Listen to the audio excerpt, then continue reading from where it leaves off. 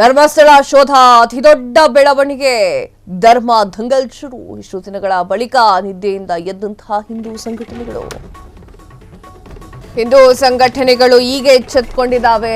SIT ಶೋಧದ ಹೊತ್ತಿನಲ್ಲೇ Dharmasthala ಪರ ಹೊಸ ಧ್ವನಿ.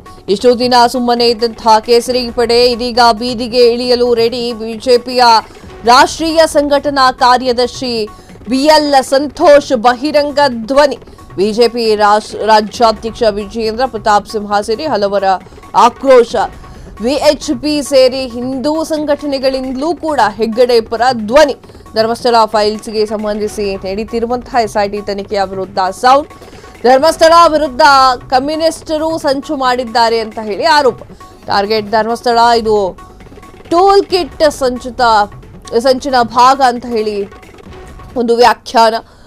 ಶಬರಿಮಲೆ ಆಯಿತು, ಈಗ ಶನಿ ಸಿಂಗಾಪುರ ಆಯಿತು, ಈಗ ಶನಿ ಈಶಾ ಫೌಂಡೇಶನ್ ಆಯಿತು, ಈಗ ಧರ್ಮಸ್ಥಳ ಟಾರ್ಗೆಟ್. ಧರ್ಮಸ್ಥಳ ವಿರುದ್ಧ ನಡೀತಿರುವಂತಹದ್ದು ಅತಿ ದೊಡ್ಡ ಷಡ್ಯಂತ್ರ.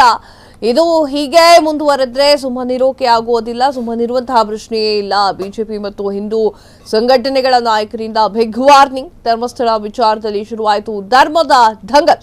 ಧರ್ಮಸ್ಥಳ ವಿವಾದಕ್ಕೆ ಹೊಸ ಸ್ವರೂಪ ಮುಂದೆನೆ. ಎಸ್ ವೀಕ್ಷಕರೇ, ಈಗ ಹಿಂದೂ ಸಂಘಟನೆಗಳು ಇಷ್ಟೊತ್ತಾದ್ಮೇಲೆ ಎಚ್ಚೆತ್ತುಕೊಂಡ್ರು ಅಥವಾ ಹಿಂದೂ ಸಂಘಟನೆಗಳು ಇಷ್ಟು ದಿನ ಸೈಲೆಂಟ್ ಆಗಿದ್ದಿದ್ರು, ಇದು ಪ್ರಶ್ನೆ ಅಲ್ಲ. ಪ್ರಶ್ನೆ ಏನು ಅಂತಂದ್ರೆ, ಈಗ ಸಾಕಷ್ಟು ಜನ ಮಾತನಾಡ್ತಾ ಇದ್ದಾರೆ. ಇದನ್ನು ತಿಳ್ಕೊಂಬಿಡಿ. ಧರ್ಮಸ್ಥಳ ಫೈಲ್ಸ್ ವಿಚಾರಕ್ಕೆ ಸಂಬಂಧಪಟ್ಟಂತೆ ಸಾಕಷ್ಟು ಜನ ಮಾತನಾಡ್ತಾ ಇರಲಿಲ್ಲ, ಮೌನ ವಹಿಸ್ತಾ ಇದ್ರು. ಅದರಲ್ಲೂ ಕೂಡ ರಾಜಕಾರಣಿಗಳು ಈ ವಿಚಾರದ ಬಗ್ಗೆ ಬಾಯ್ ಬಿಡ್ತಾ ಇರಲಿಲ್ಲ. ಈಗ ಎಟ್ ಪ್ರೆಸೆಂಟ್ ಹಿಂದೂ ಜಾಗರಣ ವೇದಿಕೆನೋ ಅಥವಾ ಹಿಂದೂ ವೇದಿಕೆ ಬಂತು ಅಥವಾ ಬೇರೆ ಯಾರೋ ಬಂದ್ರು ಅನ್ನೋ ಕಾರಣಕ್ಕಾಗಿ, ಬೇರೆಯವ್ರು ಸಪೋರ್ಟ್ ಮಾಡ್ತಾ ಇದ್ದಾರೆ ಅನ್ನೋ ಕಾರಣಕ್ಕಾಗಿ ಇದರಲ್ಲಿ ಏನು ವ್ಯತ್ಯಾಸ ಆಗೋದಿಲ್ಲ. ಧರ್ಮಸ್ಥಳ ಫೈಲ್ಸ್ ಎಸ್ಐಟಿ ತನಿಖಾ ತಂಡಕ್ಕೆ ಕೊಡಲಾಗಿದೆ. ಎಸ್ಐಟಿ ತಂಡ ಅದೇನು ಸತ್ಯತೆಗಳನ್ನ ಹೊರಗೆ ತೆಗೆಯುತ್ತೆ, ಅದಕ್ಕಾದ್ ನೋಡ್ಬೇಕಾಗಿದೆ. ಈಗ ಹಿಂದೂ ಸಂಘಟನೆಗಳ ನಾಯಕರು ಬಂದ್ರು ಅಥವಾ ಬಿಜೆಪಿಯವ್ರು ಹಲವರು ಬಂದ್ರು, ಅದಕ್ಕಾಗಿ ಅದು ಹಿಂಗಾಗತ್ತೆ ಧರ್ಮಸ್ಥಳ ಕೇಸ್, ಧರ್ಮಸ್ಥಳ ಫೈಲ್ಸ್, ಇದು ಸರ್ಕಾರ ಎಸ್ಐಟಿನ ರಚನೆ ಮಾಡಿತ್ತಲ್ವಾ, ಏನ್ ಹೊರಗೆ ತೆಗೆದ್ರು ಅನ್ನೋದೇ ಕೊನೆಯಲ್ಲಿ ಬರಬೇಕಾಗಿರುವಂತಹ ವಿಚಾರ.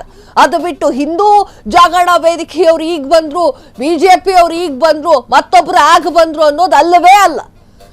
ಕೊನೆಯಲ್ಲಿ ಎಸ್ಐಟಿ ಏನ್ ತನಿಖೆ ತಂಡ ರಚನೆ ಮಾಡಿದೆಲ್ಲ ಏನು ವಿಚಾರಗಳನ್ನ ಹೊರಗೆ ಹಾಕುತ್ತೆ ಅನ್ನೋದೇ ವಿಚಾರ.